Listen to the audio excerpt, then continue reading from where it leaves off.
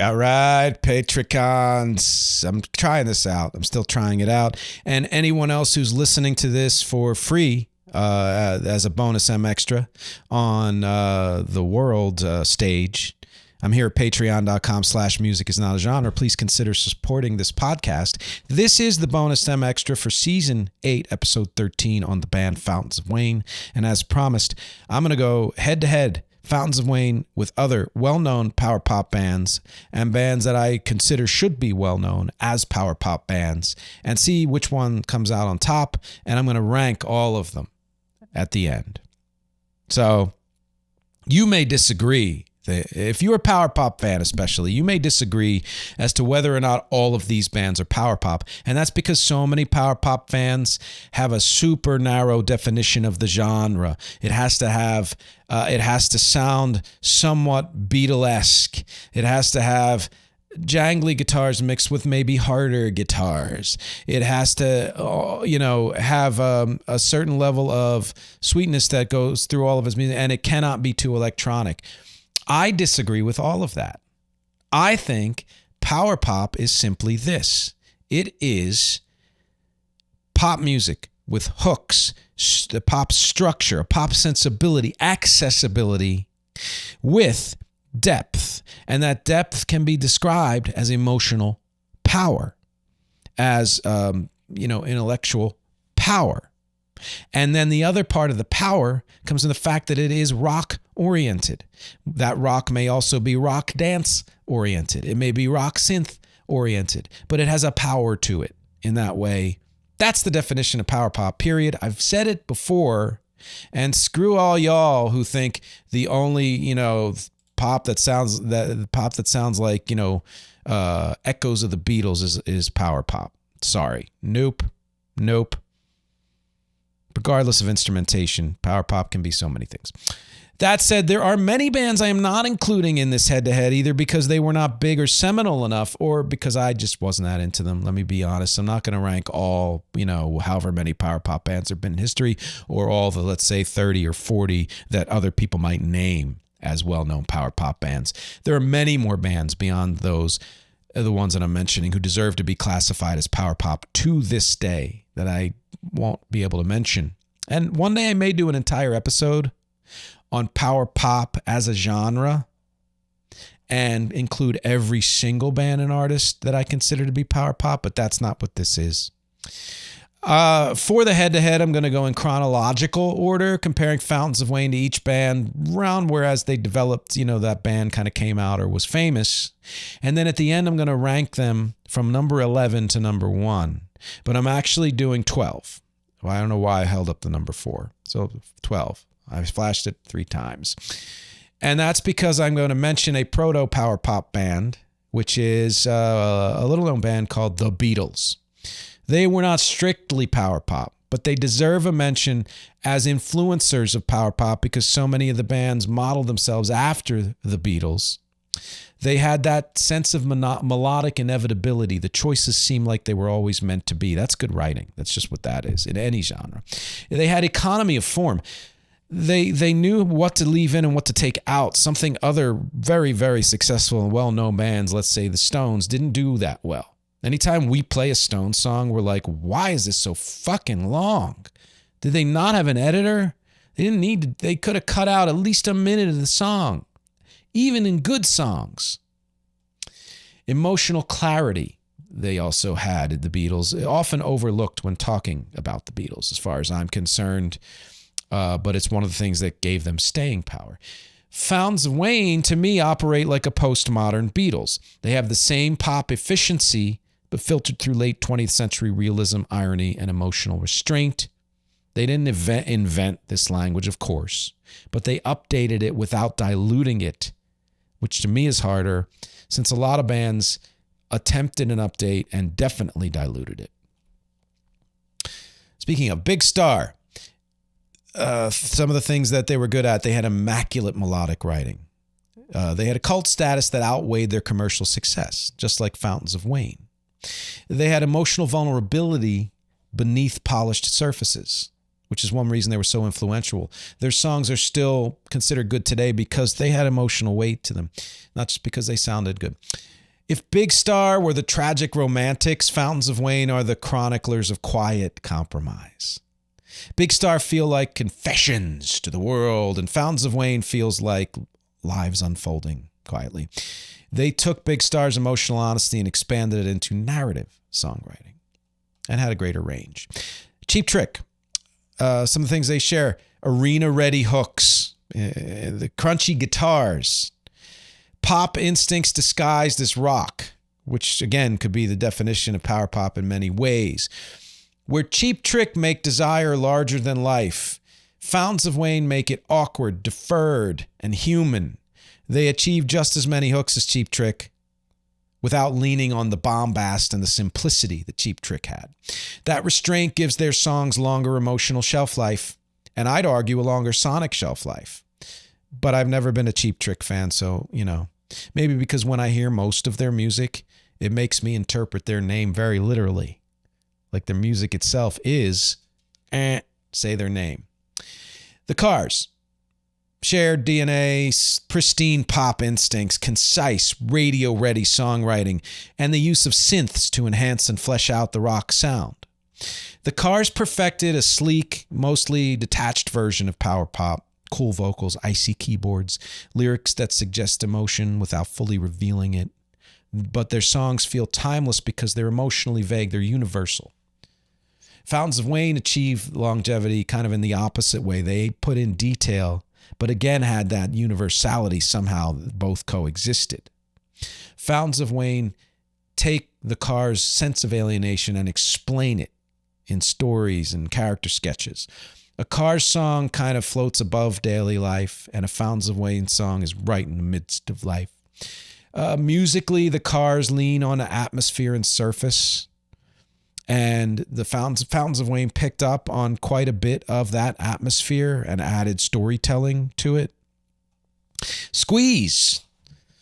British-style observational lyrics is something they share with Fountains of Wayne. Humor blended with melancholy, one of the reasons why, again, Squeeze is one of my favorites, and character-driven songwriting, like Fountains of Wayne. Squeeze sketch clever scenes, and so do Fountains of Wayne. The American band trades linguistic flash for emotional immersion, but both kind of had some of that. I think that Fountains of Wayne was less clever on the surface, but more devastating in the end. Duran Duran. What? Power pop? Sorry, dudes. Duran Duran was power pop, no matter what you say, all right? They had, just like Fountains of Wayne, they had pop-first songwriting instincts. Hooks and atmosphere treated as equally important. They had style and presentation as part of the artistic statement. They had a willingness to evolve across eras rather than just freeze into a classic sound. They had sophisticated melodic sense beneath the accessibility of the songs, and they used synths, again, to flesh out the sound. Duran Duran were very aspirational and image-oriented, and they had glamour and motion and danger and romance and nightlife and travel and, longing. Fountains of Wayne had some of that. They had the longing, but they were more domestic, more intimate. Duran Duran had larger-than-life pop songs, escape, transformation, projection, and Fountains of Wayne feel life-sized, but still transcendent somehow. So it's sort of like the flip side of that coin. Duran Duran make you want to be somebody else for 3 minutes, and Fountains of Wayne make you feel seen as exactly who you are. XTC. Some things they share with Fountains of Wayne: structural sophistication and a willingness to tease the form of songwriting, which not a lot of songwriters I know do. They're stuck in the verse, chorus, bridge, solo, whatever. There are a few forms of the pop song, and let's say there are 6 of them, and that's all a lot of the artists that I hear do, as opposed to start with the chorus or start with instrumental. Like, mess around with it and still make it work. You can mess around with anything. Doesn't mean it flows or works or is accessible. But to mess around with a form and make it accessible, damn, that's skill. They also share with XTC quirkiness with substance, melodic and harmonic complexity beneath pop forms, and intellectual ambition. XTC songs kind of feel cold, a little colder, a little erudite, even though there was passion in Andy Partridge's singing. Fountains of Wayne's feel more lived in, more personal to me. Both reward close listening and repeated listening, but Fountains of Wayne achieved depth without the surface feeling like it was as complex. And so they had an intelligence and emotional accessibility, and it's not quite as challenging as XTC. And I think a little more power. The Smithereens, yeah, they were power pop, not mentioned often. I think they deserve to be mentioned more often. They had a deep reverence for 1960s pop and British invasion sounds, as did Fountains of Wayne to a lesser degree.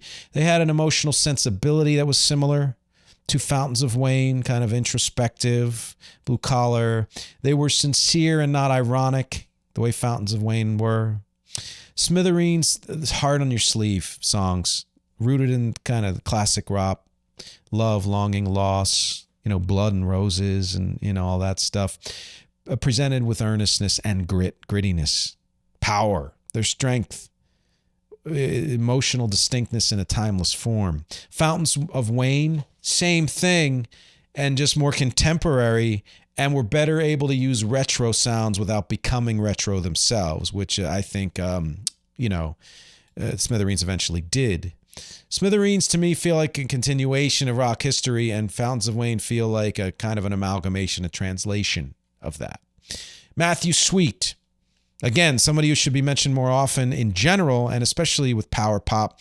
He shared with Fountains of Wayne a devotion to classic pop melody, the jangly and crunchy guitars being mixed together, acoustic and all that stuff, harmonies, emotional vulnerability beneath the polish, and some use of synths.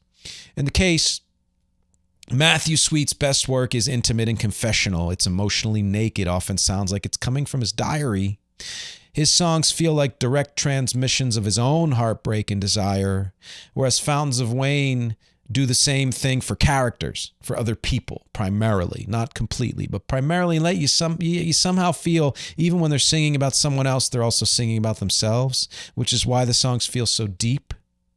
Sweet was very much about how heartbreak feels, and Fountains of Wayne kind of describe heartbreak. How does it relate to the world and that person's life? Matthew Sweet, one of power pop's purest emotional voices and a real touchstone for me. Fountains of Wayne were more storytelling than Matthew Sweet, is what I would say, and more observational. Weezer, sure, absolutely power pop. What do they share? Nerd pop sensibility. I do like that. Heavy Beatles influence, irony mixed with sincerity in different doses. Weezer are insular, self-focused, and often snarky to the point of being emotionally alienating with their humor. Fountains of Wayne look outward, writing about others with compassion. And unlike Weezer, you never feel like Fountains of Wayne was trying to be cleverer than thou, either in the lyrics or in the music. And another band, which I don't think any of you know, even though I did a whole episode on it, and that's what's on my t-shirt, is the Wombats. Newer than any of these bands, but still have been around almost 25 years. What do they share with Fountains of Wayne? Pop-first songwriting in a rock milieu. And I said that. Humor as an entry point in many of their songs, but also melancholy, real emotion. Their songs are accessible without abandoning craft. They use synths, they use ambience, they can be downbeat and melancholy, and other elements that are not necessarily considered a part of classic power pop, just like Fountains of Wayne. And they have a willingness to grow and expand and try other forms and sounds and not repeat the same formula. The Wombats are much more hyperactive, bright tempos, witty self-awareness, emotional immediacy, aimed at a post-indie pop, indie rock audience. They have anxiety, they have desire, and they have release. You would play them on dance floors. Fountains of Wayne, slower, more introspective, more observational, still dramatic, still exploratory. So there's some commonalities there. And it's not about seriousness versus fun, because they both had both of those things. The Wombats were more captured moments, and the Fountains of Wayne more captured like a person's life, let's just say. So do you think Fountains of Wayne belong at the top? I'm going to rank them soon. Here's one case to say they do, and that is that most power pop greats excel at maybe one set of things. Like Big Star was good melody and mood. Cheap Trick was good at blatant hooks and raw power. Squeeze was good at cleverness and production. XTC is good at complexity and emotional resonance.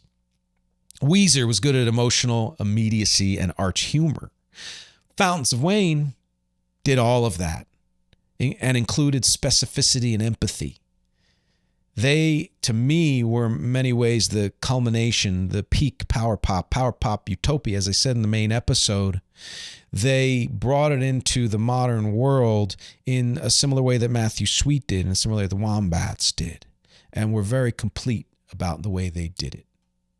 All right. And I think that makes them not just one of the best power pop bands ever, it makes them one of the most fully realized bands ever. But are they number one? Well, I don't know. Here are my rankings, which you'll disagree with. So, first of all, yeah, I compared them to the Beatles. They weren't a true power pop band. They were proto power pop. They did power pop. They in many ways started it. They're not going to be on this list. I'm not going to rank them, because if they were, they would be number one, hands down, boom. But since they're not a pure power pop band, I'm not even going to include them in this ranking. But any Beatles fans like me, just remember that they're there in the background for all of these bands. And the second note is, I'm trying to consider all factors and leave out my personal preferences as much as possible. I mean, they'll creep in, but I'm going to do this list twice.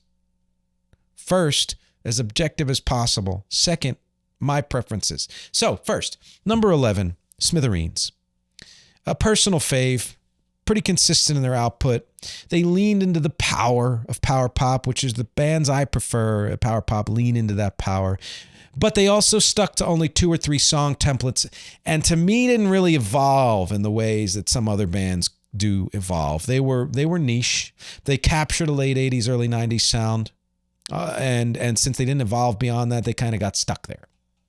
Number 10, Big Star. Seminal, but I don't know if the songs necessarily hold up to aging.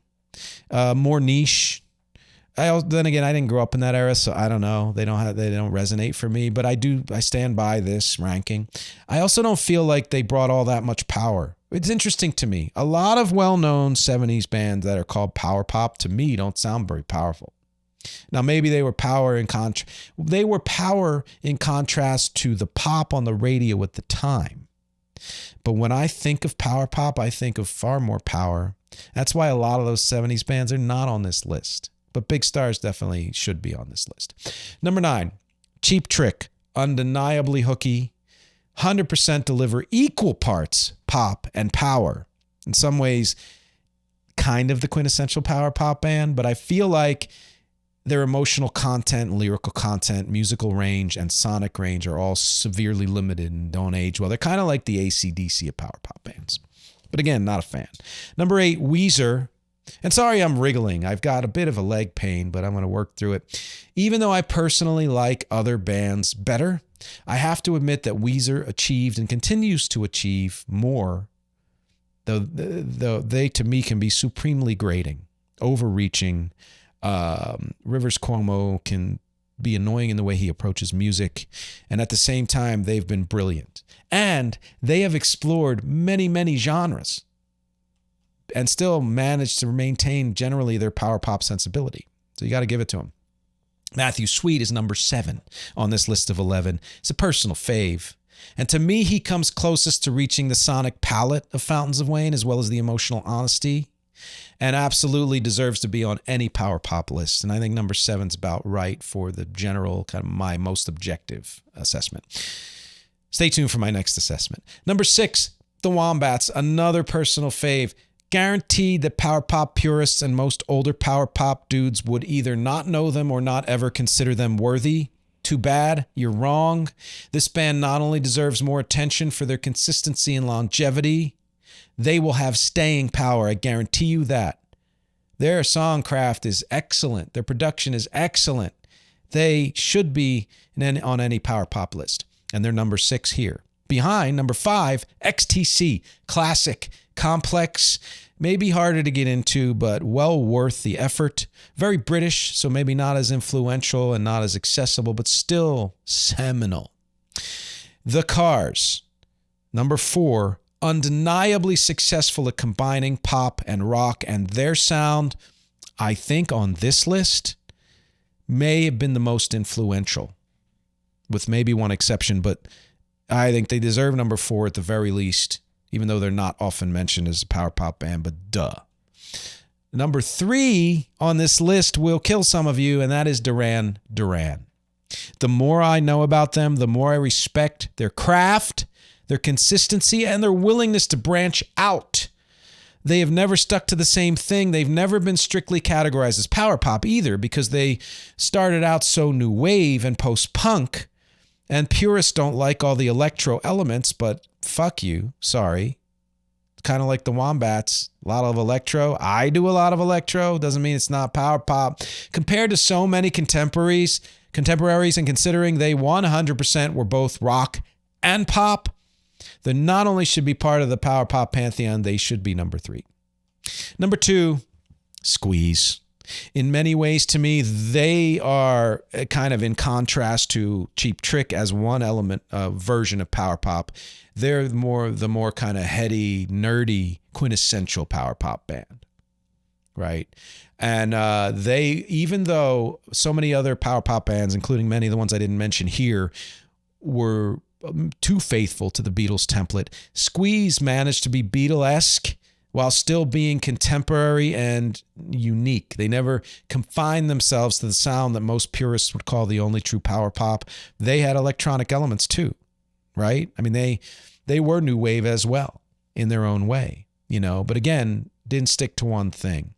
And of course, number 1 on this list, spoiler alert, Fountains of Wayne. For the reasons I laid out in this entire bonus MXtra, I think, objectively at least, they should be the number 1 power pop band.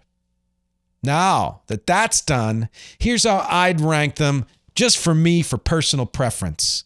Bottom of the list, number 11, Cheap Trick. My description of them is ugh. Number 10, Big Star. Respect them, not impactful to me. Number 9, XTC. Lots of respect. Love quite a few of their songs. Little too esoteric and erudite for me, including in their production. Number 8, Weezer. Intermittently genius and intermittently annoying.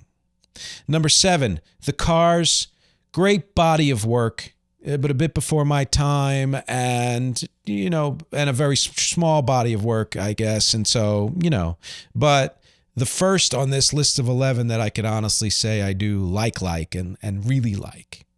Number 7 is The Cars. Number 6, The Smithereens, which is in my sweet spot for sound for power pop, at least early on when they were super powered, grungy, crunchy, pre-grunge guitars and pop sensibilities.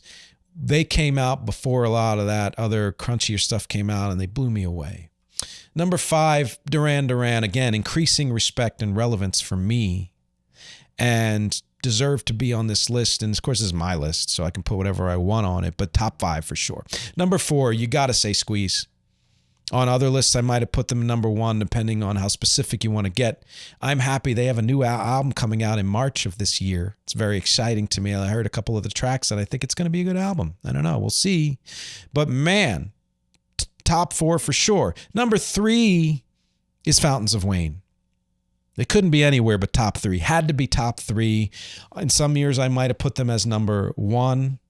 But as far as my own personal preferences, I'm going to put them at number 3 for these reasons. Because number 2 is Matthew Sweet. And Matthew Sweet is in my heart and has been since Girlfriend. I would have put him first for most of my adult life. And still sometimes consider him first, again, in my heart. But if I'm thinking holistically in terms of me as a person and music and where I'm going, what I've done and what I want to do, he is absolutely number 2 and a very strong number 2. And I hope he fully recovers from his stroke and puts out more music eventually. And number 1 on my list, the one band I will mention to people when they're like, modern music sucks, etc., I will say go listen to The Wombats, the band on my shirt.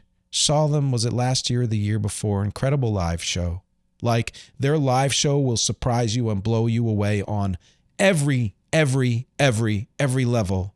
There's not one weak song in their live shows, and there's almost never a weak song on any of their albums, and they put out 6 or 7, I don't know. And the more they do, the more impressive they get. I look forward to every one of their releases. And they have the same level of fame contrasted with level of quality and respect. Levels of quality and respect. Even though they sound quite different from Fountains of Wayne, as far as people, critical acclaim and quality in general compared to their lack of popularity or renown, very similar. And again, this order is mine, this last order, and I do it out of emotional resonance and influence on my music and where I am right now. Mix it up however you want. Do you agree? Do you disagree? I would love to know your list of power pop. Who's your number one out of these 11? Would you throw the Beatles on there for the hell of it? Which bands did I not mention would you put on there, especially from the 70s? Or I know my friend Amelia mentioned a band, whose name I forget, Jellyfish, maybe, things like that. What other bands did I not mention would you put on this list? I'd love to know all of that. Again, I say this in my main episodes. I'm going to say it for you Patreon people. My objectives here are music, conversation, and connection. So please comment on this and let me know your thoughts on everything that I've laid forth here, and I will talk to you next week.